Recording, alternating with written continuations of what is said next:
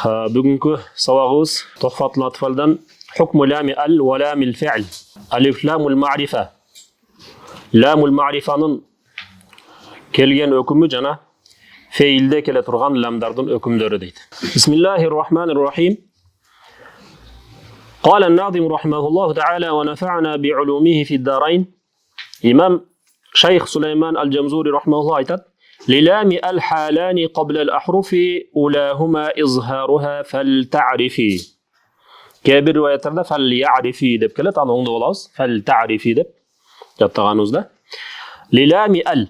Демек, al harfının lamınдағы келген өкім қачан? قبل الأحرف الهجائية. Hijai тамғалардан мұрда.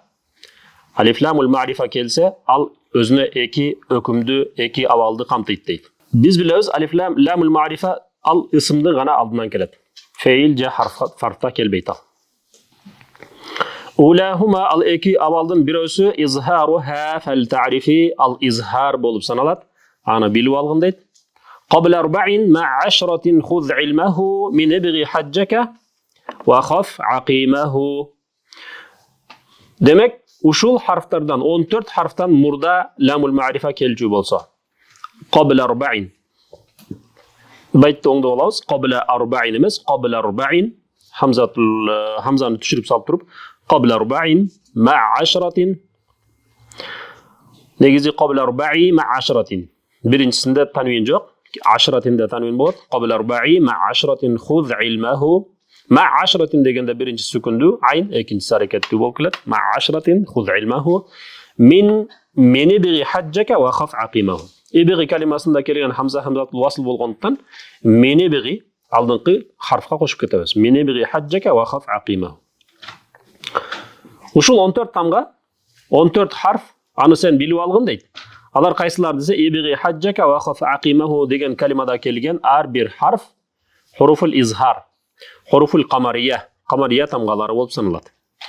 Ибиғи деген өзі біріншілі хамза, با غين جيم ح جيم كاف واو خا فا عين قاف يا ميم ها тамғалары.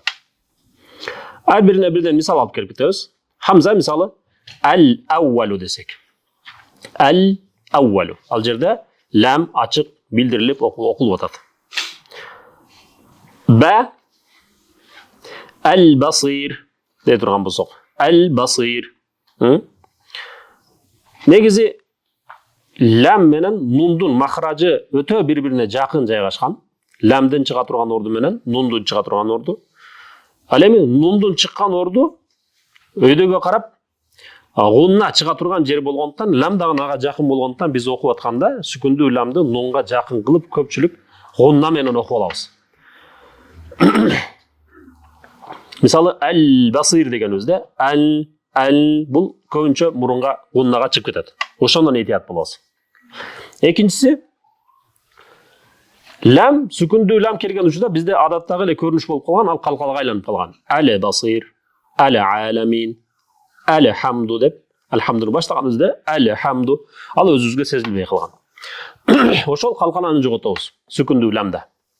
Әл хамду, әл басир, әл әуәл деп айтылған учурда.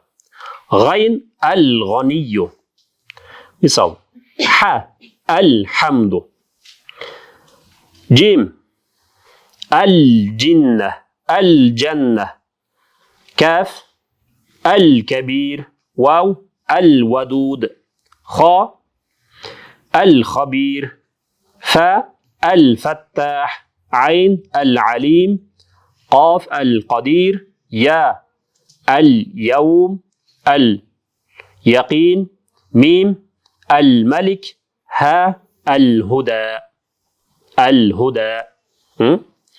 қатачылығымыз ошол же қалқала болып кетеді, же ғунна болып кетеді. Ушул экөөнү эске алабыз бул жерде. Фатиханы баштаганыбызда Алхамдулиллахи Rabbil Alamin. Эки ламул ма'рифа келди. Алхамдулиллахи Rabbil Alamin. Алхамду дегенибизде ғунна көбінше ғунна болып кетеді ал жерде, андан етият болабыз. Анан қимылдатпайбыз. Демек, бұлар хуруфул қамария. Аны бұл жерде бізге бірінші қатарда изхар тамғалары деп берді. Thânihima ikinci hüküm. Jana iki avaldın ikincisi bu idgamuha. İdgam kılıp oku fi arba'i ve aşratin. 14 harfta. 28 harfın 14'ü izhar tamgalары oldu. Kalgan 14'ü şamsiye yani idgam tamgalары bolup keledi. Aydan ve ramzaha alarının alamatları her bir kelimada keledi. Fa'i fa harf bolsa i fiil amr. Al-wa'i kelimesinden mastardan iştelip çıkan wa'ya'iden i fiil amr bolup atat. Alardı saktagın, alardı jattagın degen manada bizge buyurup atat. Ve ramzaha fa'i طب ثم صل روح من تفوز ضيف ذا نعم دع سوء ظن زور شريفا للكرم. Demek bu qatarda bizge oşol idgam taqtab aytqanda şamsiya tamgalарын bizge aytып ketdi. Бұл qadimki эле ихфа тамгалары сыяктуу ошол ыкмада жазылды. Ихфа тамгалары дагы эле сиф, за, фана деген өзү ар бир келген калиманын баштапкы тамгасын биз ихфа тамгалары деп эсептегенбиз. Ошондой эле бул жерде дагы идгам же шамсия тамгалары тиб сумма сил деген өзү тиб та тамгасы. Алиф лам жолукса кандай? Ат-таййибат мисалы. Фа ас-саваб, сад ас-сабирин, ра ар-рахман, ар-рахим, ар-ракиин, та тафуз, ат-тавваб, ضاد ad-dallin wala ad-dallin degan o'zda. Oldinda alif lam ma'rifa bor. Negizi al-dallin da. Zal az-zakirin, az-zikr. Ni'am degan o'zda nun an-nur, an-ni'ma, an-nar. Da' dal ad-din, maliki yawmiddin degan o'zda. Su sin. As-saw السائحون ظنين degan o'zi va az-zalimin zur zay az-zaytun sharifan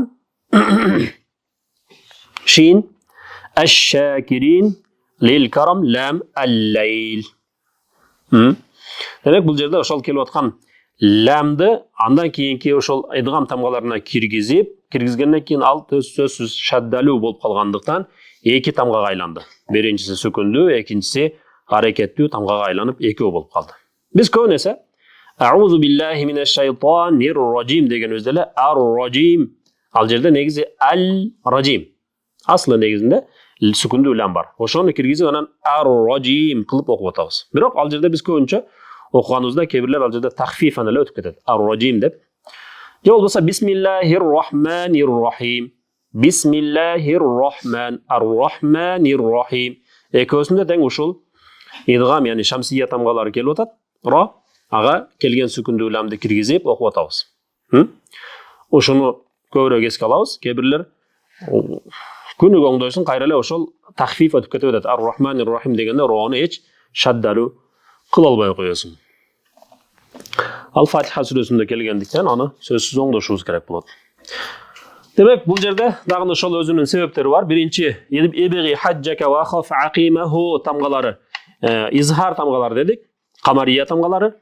Ал эмне себептен изхар болуп атат дегенде сүкүндүү лам менен ошол эбиги хаджака ва хаф акимах деген 14 тамганы алганыбызда бири-бирине махражынан алыстыкта жайгашкан. Сүкүндүү лам менен ошол 14 тамга. Ошол себептен аларды биз изхар кылганга бизге ылайыктуу жана ыңгайлуу болот. Ал-вадуд Al-Faiz, Al-Ghani деп идгам кылган бизге, изхар кылган бизге жеңил. Мына азыркы айтылган идгам тамгаларында ламды ачык окуп көрүңүз эле, тилге кандай оор келет. Мисалы, ат-таййиб деген өзү эле. Ал-таййиб. Же ал-саваб десек, ал-сабирин десек, ал-рахимин десек, Куранды көбүрөөк окуганда бул нерсе бизди кайра чарчатып коет. Тескерисинче ат-таййиб, ас-саваб, ас-сабирин, ар-ракиин, ар-рахман деп окуп кетиш кайра тилге жеңил болуп келет. Ошол себептен бул идгам шамсия тамгалары болуп аталды. Негизинен камария деп аталгандыгы ал-камар. Камар калимасынан мурда лам келген учурда изхар болуп ачык окулгандыктан ал-камария тамгалары болду.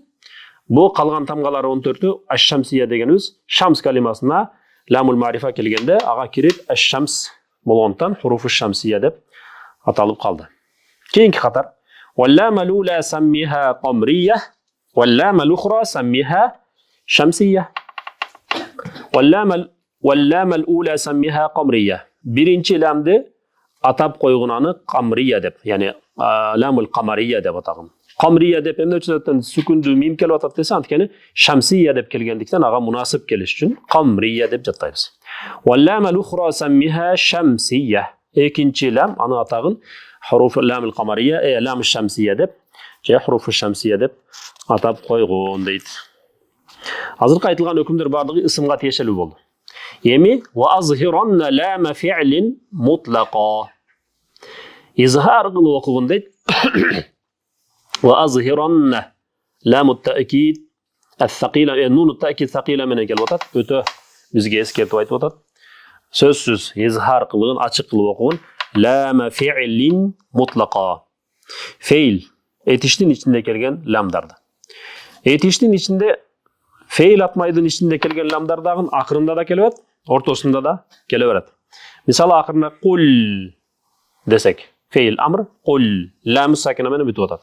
Andan keyin kul na'am. Non harfina jolup otat. Fina bu misalı oşol kul na'am desek.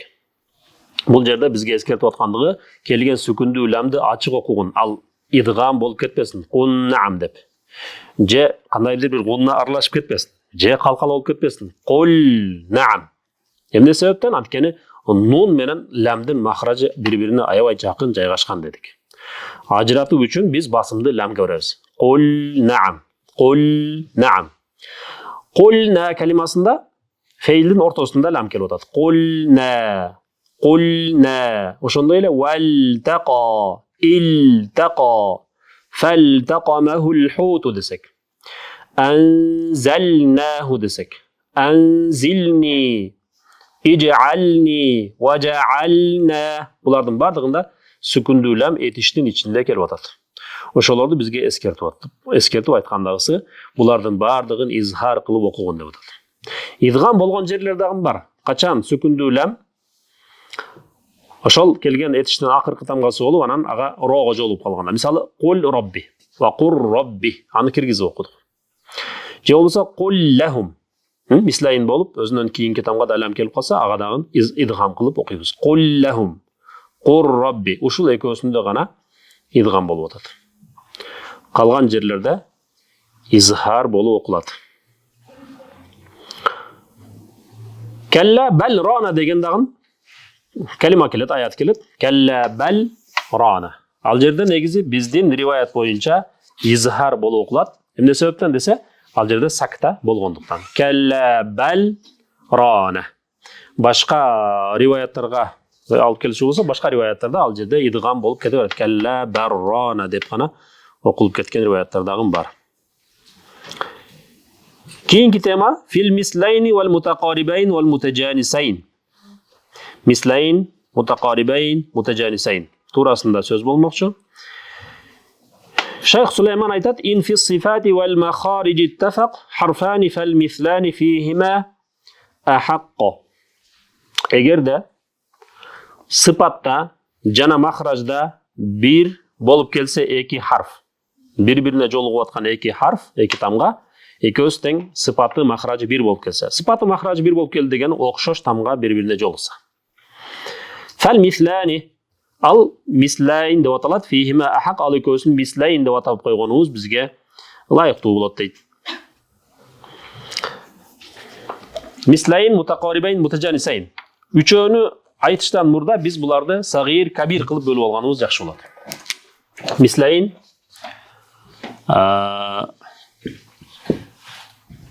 al-mislan sagir bolat. Al-mislan kabir bolat.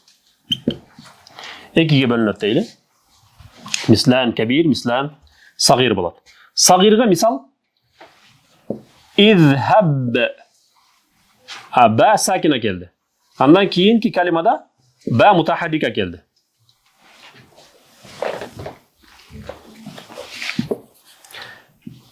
İzhab bi kitabi desek. İzhab bi kitabi. Ba'u sakina, ba'u mutaharrika. Ekos keldi. Birbirine kirgizip oku bizge өкімі идғам болды. Демек, мислайн сағирдің өкімі әл-идғам. Бірінші келген харфты екіншісіне кіргізіп оқимыз. Емне себептен сағир деп атамыз? Мислайн сағир деп атамыз. Анткени келген бірінші тамға сүкінді, екіншісі әрекетті болғандықтан бұл сағир деген аламатты атты өзіне алып отыр. Мислайн сағир деп айтылады дедік. Кәбир дегенше екі оқшаш тамға эле, ушундай эле, бирок экөөсү тең аракеттүү болуп келсе, ал кәбир болду. Yazhabu bil absar. Yazhabu bil absar десек. Бул учурда мислайн кәбир болду. Бул мислайн, анан мутақарибайн, анан мутажанисайн. Үчөөнө тең эле тийиштүү белги. Үчөө тең ушинтип экиге бөлүнө берет. Мислайн сагир, мислайн кабир. Мутақарибайн кабир, сагир, кабир. Мутажанисайн сагир, кабир болуп бөлүнөт. Демек, бардык эле кырааттарда, биздин кыраатта дагы эле мислайн сагирдин өкүмү некен? Идгам. Качан окшош тамга бири-бирине жолугуп, сыфатан омахражан бир болгон тамга бири-бирине жолуккан учурда келген мурдакы тамгасын кийинкисине киргизип, бул жерде шадда менен окуу бизге важип болуп атат. Изхаб би китаби, изхаб би китаби. Ошондой эле бул бир калимада да келет. Айнама такуну юдриккумул маут десе.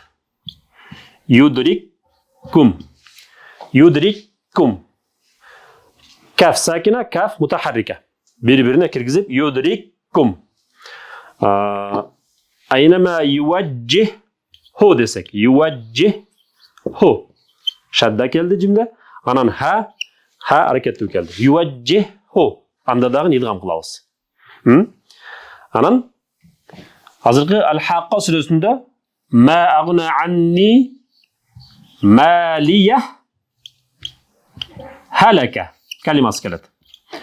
Ха бири-бирине жолугуп атат. Малия дегенибизде аят бүтүп атат. Эгерде бул жерде сиз токтой турган болсоңуз, анда ачык эле токтодук. Малия болду. Эми кошуп окуй турган болсок, анда бул жерде не бар экен? Идгам бар. Анткени мислайн сагир болуп калды. Малия халака. Малия халака. Бул жерде экинчи дагы окуй турган риваятыбыз бар, ал ас-сакт. Жанагы биздин риваят боюнча канча сакт бар эле? 4 жерде сакт бар. Ошол сакттарга бул дагы кошулуп 5-чи сакт болуп саналат. Малия халака анни султания. Муну да сакт кылып өтүп кетсек болот. Демек бул жерде 2 жол бар. Экөөнүн кайсы менен окусаңыз ал туура деп саналат. Башка жерде бүтүндөй идгам болуп кете берет. Юдриккум, юважжиху, изхаб би китаби, фама рабихат тижаратухум, фама рабихат тижаратухум, идриб би асака.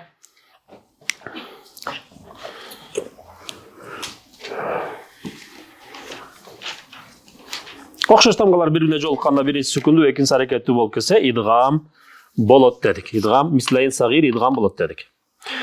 Булар албетте сүкүндүү нун менен аракеттүү нунда дагы сүкүндүү мим аракеттүү мимге жолугуп дагы келет. Ал кечеки айтылган сабакта да өткөнбүз. Мисалы лакум ал жерде гунна дагы милдеттүү болуп калат. Ва лакум десек, же мин ни'матин дегенибизде ал жерде гунна дагы милдеттүү болуп калат. Башка жерлерде эч кандай гунна жок. Ошондой эле кабир. Кабирге мисал алып келдик. Yazhabu bil absar. Бул бир калимада дагы келе берет. Азыркы жерде 2 калимада келди, бир калимада да келет. Мисалы жиба хухум десек. Жиба хухум. Хага жолугуп атат. Жиба хухум десек. Эки аракеттүү тамга окшош тамгалар жолукту. Мислан кабир болот. Мислан кабирдин өкүмү изхар. Мислан кабир өкүмү изхар болот, идгам эмес. Башка кыраатта, мисалы Абу Амр ал-Басри, Яқубтун кыраатында, жалпы он кыраатта алганыбызда, бул мислайн кабирде дагы идгам кылып окшат. Yazhab bil absar. Же болбосо берки ар-рахманир рахими малики дегенибизде ар-рахими малики ар-рахим малики кылып идгам кылып окуган кырааттар дагы бар. Ошол себептен бул жерде жалпы кыраатты эске алып, мислен сагир анан кабир кылып бөлүп аткандыгы ошондон. Демек ин фи сифати вал махарij иттафак харфан фал мислан фихима ахак дегенибизде мислейн туурасында айтып кетти. Буга биз сагир кабирди кошуп кеттик. وإن يكون مخرجا تقاربا وفي الصفات اختلفا يلقبا. Бұл қатарда шейх рахмаллах айтып атат, эгерде эки харф якуна алиф тасния менен келип атат, эки харф азыркындай жолуккан учурда махражан тақараба, махражы бири-бирине жолуккан тамгалар, махражы бири-бирине жакын болсо, ва фи сифат ихталафа, сыпатта бөлөк, сыпатта башка болуп келсе, юлақаба, ага ат коюлунду, мутқарибайни деп дейт. Экинчи катарды окуп, анан үчүнчү катардан мутақарибайн калимасын кошуп туруп, анан маани чыгарабыз. Ошондо маани толук болот. Мутақарибайн деген үчүнчү катардагы келген калима экинчи катардагы мааниге тиешелүү. Ва ин якуна махраджан тақараба ва фи сифат ихталафа юлақаба мутақарибайни. Муну биз мутқарибайни деп жаттайбыз. Ал ошол ырдын өзүнүн эмесине туура келгендиги үчүн мутқарибайни тааны сүкүн менен жаттайбыз. Демек мутақарибайн деген эмне? Мутақарибайн деген эки харф махражы бири-бирине жакын, бирок сыпаты бөлөк-бөлөк болуп келсе, булар мутақарибайн болду. Мисалы кандай? Qad sami'a Allahu qawla allati дегенибизде qad sami'a. Qad sami'a дегенибизде дал синге жолугуп атат. Ошондой эле каззабат самуду битагваха. Каззабат самуду. Мутақарибайн да ушинтип экиге бөлүнөт дедик. Сагир, кабир болот. Сагир анан кабир болот. Сагир азыркы эле каззабат самуду десек. Каззабат самуду. Мутақарибайн сагирдин өкүмү ал-изхар. Бул жерде эч кандай идгам жок, изхар гана кылып ачык гана окуйбыз. Каззабат самуду. Же qad sami'a деп алып келдик. Дал синге жолугуп атат. Qad sami'a Allahu. Кабир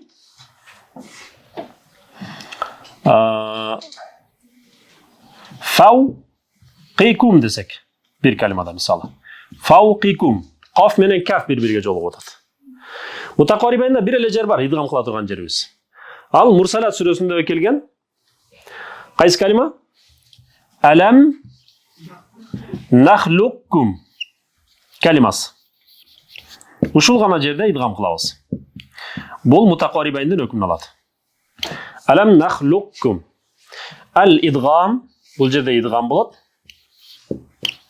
Каф сүкүндүү, каф аракеттүү келип атат. Идгам эки түрдүү. Идгам нақис болот. Идгам камил болот. Эки түр менен окулат. Идгам нақис дегенибиз кафтын жоон сыпатын сактап окуйбуз. Нахлуккум. Нахлуккум. Камил дегени каф кафка толугу менен кирип шаддага айланат. Нахлуккум.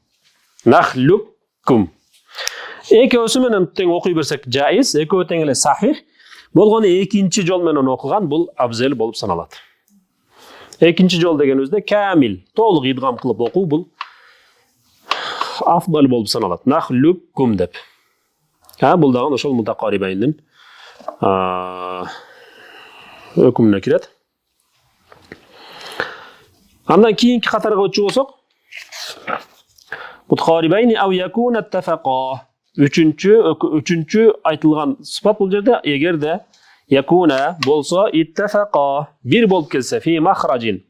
Махражда бир. Махражда бир. Дуна сифати. Бирок сыпатта бөлөк. Сыпатта башка болуп келсе хуккиqa ал аныкталды. Бил мутажанисайн. Мутажанисайн экендиги дейт. Мутажанисайн деген эмне десе, мутажанисайн деген тамганын эки харф бири-бирине ушундай жолукту, сагир болобу, кабир болобу, жолугуп келгенде махражы бир. Экөөнүн чыккан орду бир, бирок сыпаты башка болуп келсе, ал мутажанисайн болду. Мутажанисайн Қандай кантип келет? Аны билүү үчүн сөзсүз бир аз ага махражга токтолушубуз керек болот. Мутажанисайн да билиш үчүн мисалы хамза ха бир орундан чыгат. Айн ха бир орундан чыгат. Ошондой эле гайн хо бир орундан чыгат. Анан zal fa за чыккан орду бир. Махражы бир. Дал та та махражы бир. Булардын махражы бир. Эгерде ушундай тамгалар бири-бирине жолугуп калса, анда мутажанисайн деп атайбыз. Ал учурда мутажанисайн дагы сагир кабир болуп бөлүнөт. Мутажанисайн сагир анан кабир болот. Мутажанисайн сагир мисалы фасфах ха келди. Фасфах анхум десек. Фасфах анхум. Ха айынга жолугуп атат. Айн ха экөөнүн махражы бир эле халкый тамгалардан. Васатыл халктан чыгат. Фасфах анхум. Ушундай. Эгерде мутажанисайн тамгалар бири-бирине жолуккан учурда өкүмү кандай болот? Ал-изхар. Өкүмү ачык окуу болот. Мурдакы келген тамганы ачык билдирип окуйбуз. Фасфах анхум деп. Бирок мутажанисайнда бир топ жерлер бар. Идгам кыла турган өзүнчө истисна болгон жерлери бар. Истиснаи болуп бири-бири баягындай мутажанисайн изхардан айырмаланып чыккан жерлер бар. Биринчи мисалы Худ сүрөсүндө келген. Я бунайя иркаб ма'ана десек. Я бунайя иркаб ма'ана. Нух пайгамбардын баласына кайрылып аткандагы учуру иркаб ма'ана. Ба харфы мимге жолугуп атат. Негизи ба, мим, вау махражы бир дедик. Шафатайндан чыга турган тамгалар. Харфул ба бирок калкала сыпаты бар, жана башка сыпаттарга мим өзүнчө сыпаты бар. Ошол себептен сыпаты бөлөк, бирок махражы бир болуп атат. Демек бул жерде биз эмне кылат экенбиз? Идгам. Иркам ма'ана. Иркам ма'ана. Ба харфынын эчтекеси калбай толук мимге идгам болду. Я бунайя иркам ма'ана. Экинчиси Ал-А'раф сүрөсүндө келет. Yelhaf zalik kelimesi. Yelhaf zalika. Fa zalga jolup atat. Bul учурда дагы толук идгам болот. Yelhaf zalika. Yelhaf zalika. Анан үчүнчү орду дал харфы тага жолуккан жерлер болот. Дал тага. Qad tabayyana desek. Qad tabayyana. Bul учурда дагы дал тага толугу менен qad tabayyana. Qad tabayyana. Wala ana abidun ma abadtum degenibizde. Кантип окуйбуз? Abadtum. Dal taga kirgizilip толугу менен кирип анан идгам камил болуп окулат. Qad tabayyana abadtum. Ошондой эле төртүнчүсү та тамгасы далга жолугуп келет. Та далга жолугат. Афqalat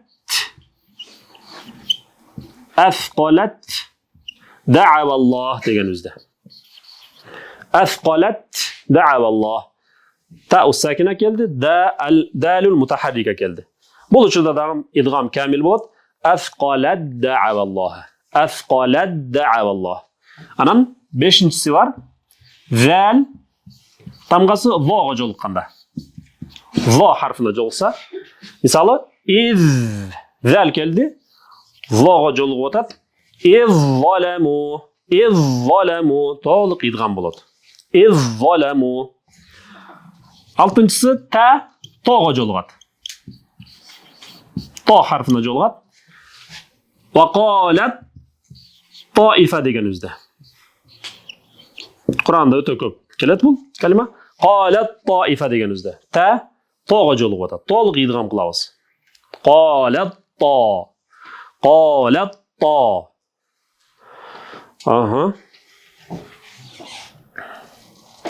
Болды ушул жерлерде дедік.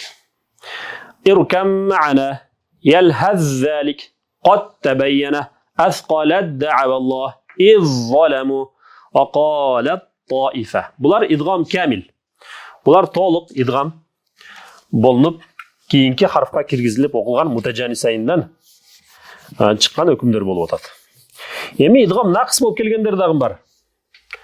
Мутажанисайында, мисалы, бәсәтта кәлимасы.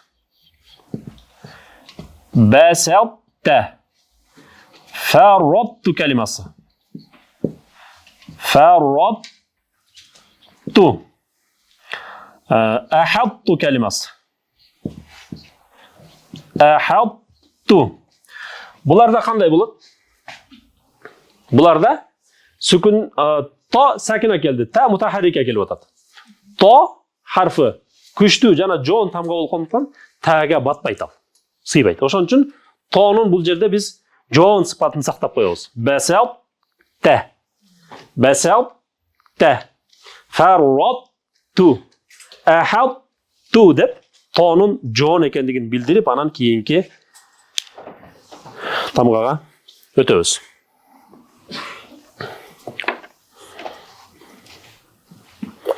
بالمتجانسين ثم إن سكن أول كل فالصغير سميا. Demek bular mutejanisayn деп аталды. Азыркындай келгендер. Thumma андан кийин in sakan эгерде сүкүндүү болуп келсе, awwalu kullin булардын айтылгандардын биринчи харфы сүкүндүү болуп келчү болсо, фас-сагира саммиян, аны сен сагир деп атагын деди. Аны биз башында айтып кеттик. Мислайин сагир, мислайин кабир, мутакарибайн сагир, кабир, мутажанисайн сагир, кабир деп бөлдүк. Бул ырларда акыркы байттарда айтылып атат. Саммиян, яни самми фейл амр болуп атат. Нуну тавкиди хафифа туташып келди. Аны атап койгон сагир деп атагын деп атат. Ау же болбосо хуррикал харфани, экөөсү тең аракеттүү болуп келсе. Мислайин болобу, мутакарибайн болобу, мутажанисайн болобу, экөөсү тең аракеттүү болуп келчү болсо, анда фи куллин факул, алардын ар бирин куллун кабирун, аларды кабир деп атагын, вафхаманху бил мусул, аларды өзүнүн келген мисалдары менен толук түшүнүп алгын дейт. Валлаху таала а'лам. Бүгүнкү сабагыбыз ушун менен токтойт.